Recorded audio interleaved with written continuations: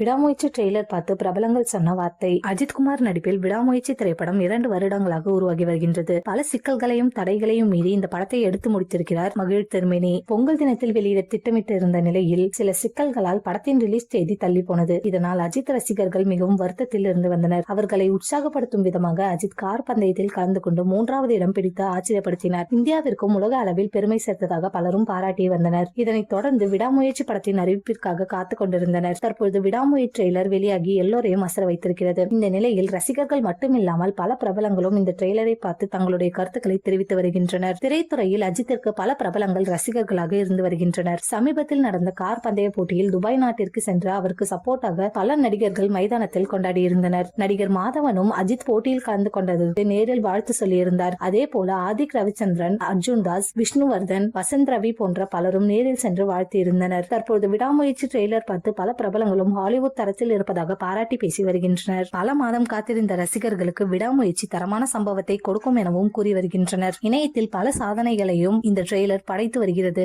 Release தேதியை அறிவித்திருப்பதால் அடுத்தடுத்த அறிவிப்புகளையும் விரைவாக படக்குழு வெளியிட திட்டமிட்டிருக்கின்றனர்.